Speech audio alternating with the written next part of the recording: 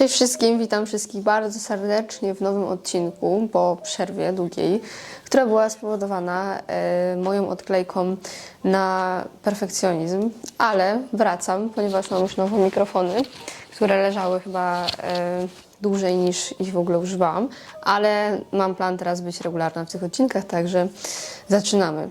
Co robię i kim jestem? Może to wideo trafi do osób, które mnie nie znają, mam nadzieję. Więc jestem właścicielką agencji social media, biznesu mentoringowego, coachingowego.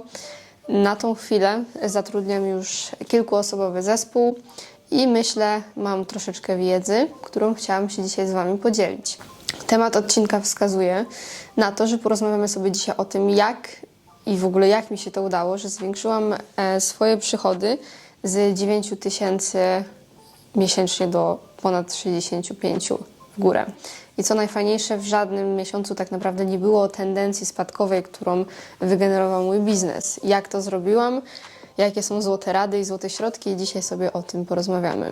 Chcę w ogóle zacząć od tego, że ja osiągnęłam ten cel totalnie bez jakiegoś sztywnego sobie narzucania, wiecie, w zeszłym roku w styczniu, że ja muszę tyle wygenerować, ja muszę tyle zarobić i taki jest mój cel.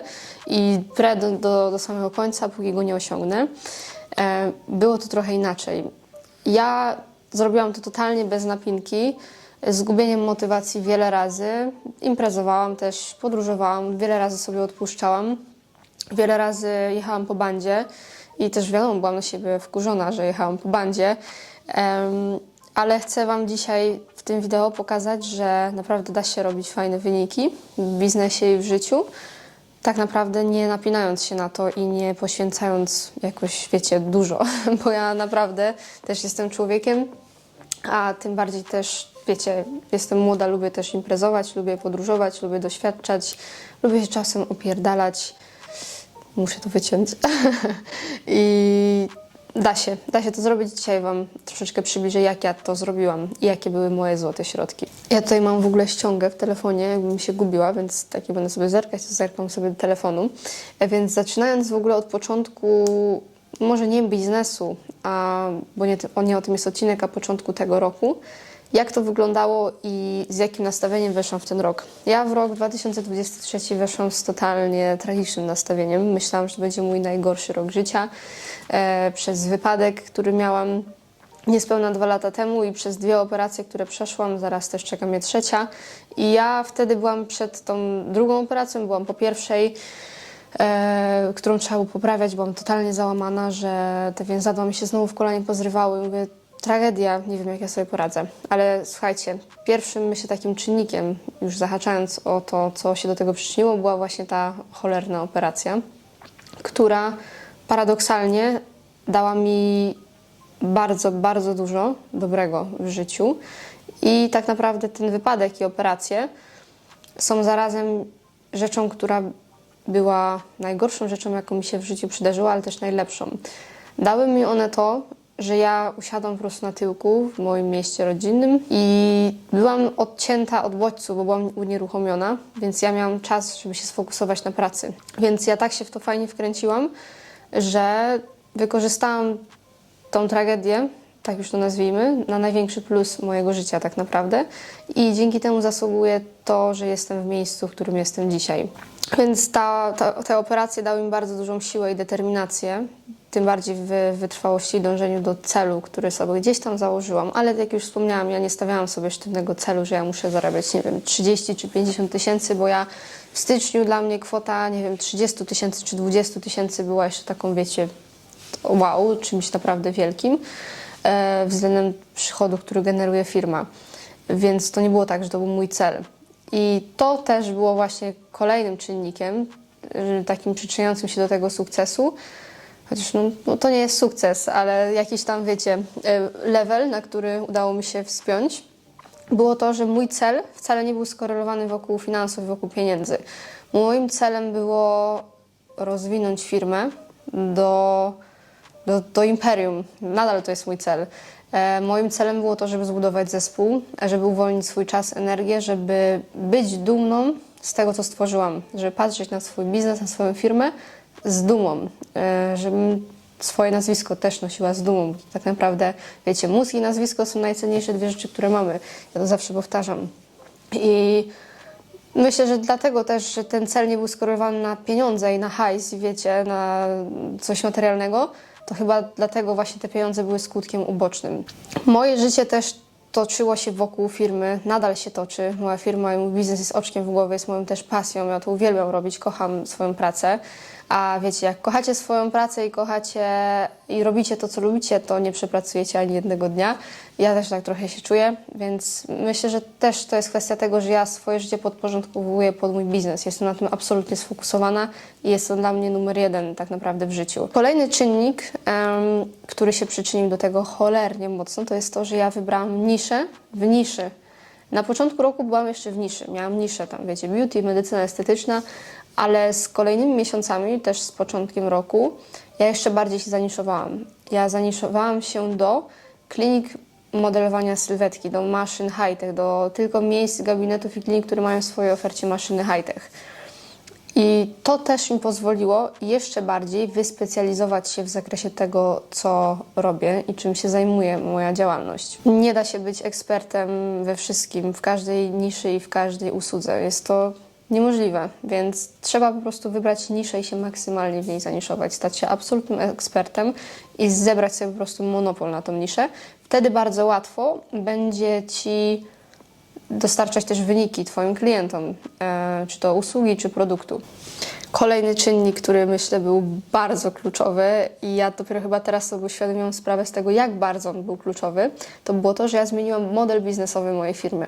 Pierwotnie nigdy się też nie utożsamiałam z agencją reklamową, ale mój biznes z takiej agencji social media, nawet i butikowej agencji, zmienił się na bardziej biznes, firmę mentoringową, coachingową, taką wiecie, takiego zewnętrznego menadżera dla tych miejsc i przeramowanie tego w taki sposób, że jakby wiecie, teraz te 80% w firmie to jest właśnie szkolenia, dawanie wiedzy, wsparcie, motywacja innych przedsiębiorców i dawanie im tego, czego im tak naprawdę najczęściej brakuje, takiego uporządkowania i okiełznania ich chaosu z kwestii zarządzającej, organizacyjnej, szkoleniowej, a 20% to właśnie ta usługa, która była kiedyś stanowiła 100%, czyli właśnie kampanie reklamowe.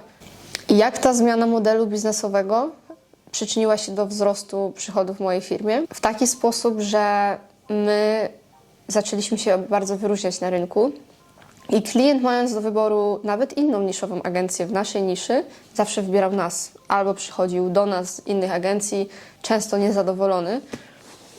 Więc dało mi to bardzo dużą przewagę, taką, która nawet wzbudziło zainteresowanie producentów na przykład maszyn high-tech, które są branżowe. To jest pierwsza rzecz. Druga rzecz, co przyczyniło się do tego wzrostu, było to, że my jeszcze bardziej się wyspecjalizowaliśmy w zakresie wiedzy, którą dostarczamy właśnie naszym podopiecznym, naszym klientom. Dzięki temu oni też coraz szybciej i skuteczniej mogą osiągać wyniki i efekty, którymi pierwszorzędnie jest zysk pieniężny, a drugorzędnie jest też zmiana tak naprawdę ich życia i rewolucja w biznesie, oczywiście na plus, więc to też jest bardzo satysfakcjonujące.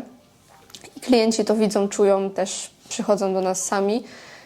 Rzadko kiedy już sięgamy na przykład po jakieś źródła pozyskiwania klienta, bo mamy klientów też z polecenia, więc to też bardzo fajnie wpłynęło na ten wzrost przychodów, bo też uwolniło nasz czas i energię na walkę o tego klienta. Już nie jest tak, że ja teraz na przykład potrzebuję klienta bardziej niż on mnie, a tak być powinno. Jeżeli my mamy usługę, która rozwiązuje czyjś problem, pomaga w czyimś życiu, no to klient tego potrzebuje, on Ciebie szuka i on chce z Tobą współpracować. Gdy nie do końca Twoja usługa działa i przynosi efekty, często Ty popadasz w taką błędną gonitwę za tym klientem, to Ty potrzebujesz go bardziej niż on Ciebie, a to jest błąd. Kolejna rzecz, już nie wiem która, więc nie będę tego numerować, jest to, i mówię o tym gdy o tym mówię, robi mi się ciepło na sercu, było zbudowanie zespołu. Słuchajcie, ja nie wierzę w to, że ja mam tak zajebisty zespół w ogóle, z którym pracuję na co dzień. To jest niemożliwe, że tak naprawdę za pierwszym razem udało mi się zbudować tak fajny team, w którym jest wsparcie nawet w kwestii prywatnej.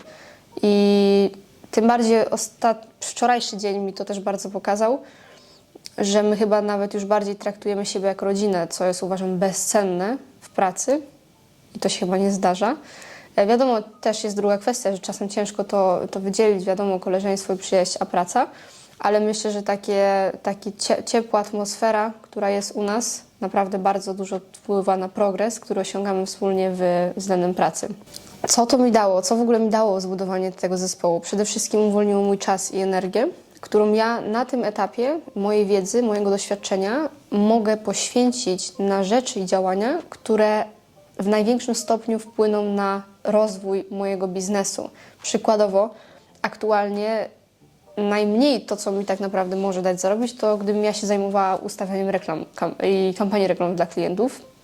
Mam dziewczyny, które są w tym świetnie wyspecjalizowane, one się tym zajmują, ja im to oddelegowałam.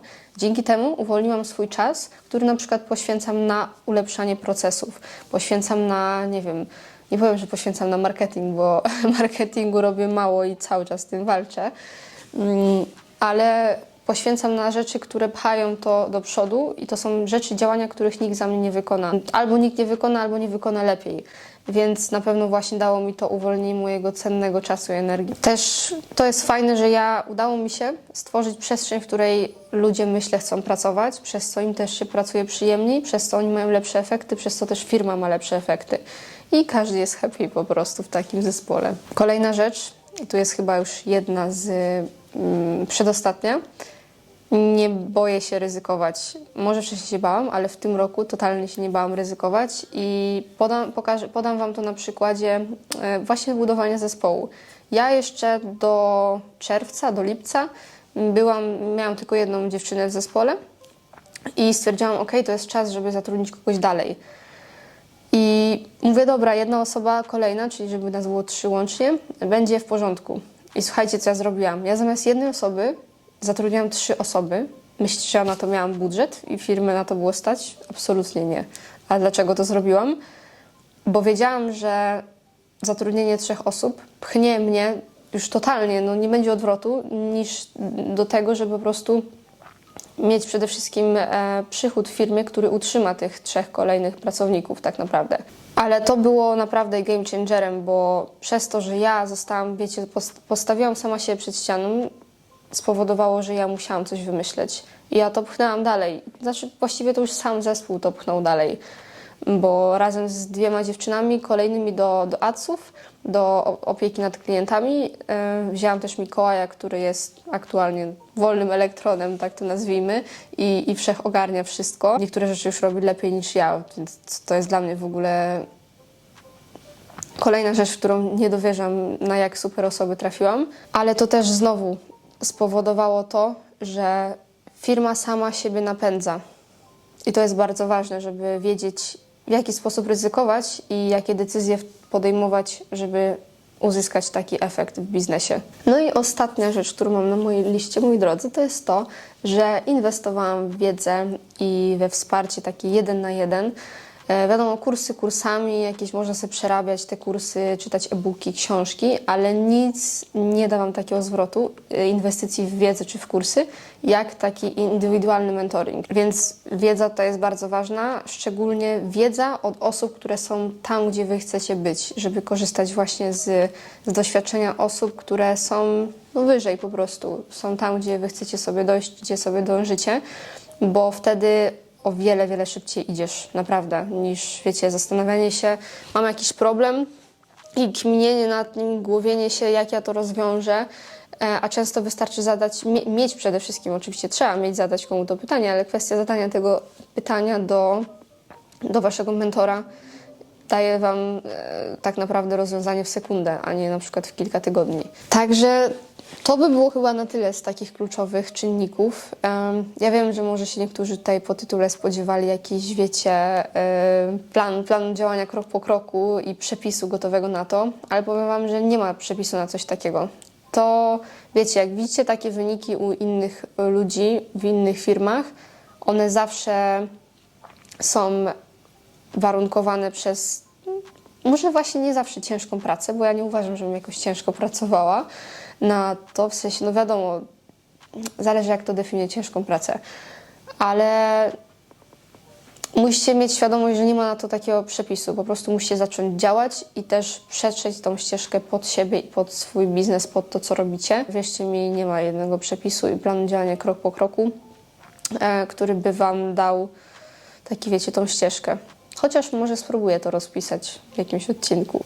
Więc jakie też płyną z tego nauki i rady dla osób, które to oglądają, czyli dla Ciebie? Przede wszystkim ten rok i ta ścieżka pokazała mi to, że po co wybierać, skoro można mieć obie rzeczy, albo po co wybierać, skoro można robić obie rzeczy. To taką już konkluzją tutaj, nawiązując do tego, że to też było takim czynnikiem decydującym o tym fajnym wyniku, że ja nie zamykałam się na wybieranie tylko jednej opcji. Ja nie zamykałam się na odrzucanie opcji jednej. I to też jest fajne. Kolejna rzecz, której mnie to nauczyło, to jest determinacja i wytrwałość. I też samodyscyplina w dążeniu do celu, więc to też jest fajna lekcja, jak patrzy się na to z góry. Wiesz, jak chcesz coś mieć w życiu, chcesz mieć fajne życie, chcesz mieć fajny biznes, chcesz dużo zarabiać, to musisz coś na to poświęcić. Wiesz, to nie jest tak, że to nagle do ciebie samo przyjdzie, albo obejrzysz sobie jeden odcinek, czy zrobisz sobie kurs i nagle też będziesz zarabiał zajebiste pieniądze i je wydawał na lewo i prawo. Bo to nie o to chodzi. Czasem trzeba z niektórych rzeczy zrezygnować, czasem trzeba komuś odmówić wyjścia, imprezy, czasem trzeba odmówić wyjazdu, czasem trzeba odmówić wielu przyjemności, czasem trzeba zrezygnować z wydatku na przyjemność, na rzecz zainwestowania w coś, żeby móc szybciej dojść do tego swojego celu, bądź nawet do życia, którego myślę każdy z nas pragnie, czyli życia po prostu w dostatku materialnym, bo nie oszukujmy się, jeżeli są pieniądze, to wszystko inne też może być. No wiadomo, zdrowia czy miłości nie kupimy, ale wtedy żyje się przyjemniej i myślę, że dzisiaj w dobie nawet social mediów czy Instagrama, gdzie każdy pokazuje to fajne, idealne życie, jednak ludzie mają trochę bzika na tym punkcie i też myślę, że większość z nas do tego dąży. Ale zawsze uświadamiam, jeżeli naprawdę chcesz coś mieć i chcesz coś osiągnąć, to musisz czegoś zrezygnować, coś poświęcić. Więc to było na tyle z dzisiejszego odcinka, moi drodzy. Mam nadzieję, że się Wam dobrze słuchało mojej wypowiedzi i słyszymy się w kolejnym odcinku. No i nie zapomnijcie zasubskrybować tutaj na dole. Pa!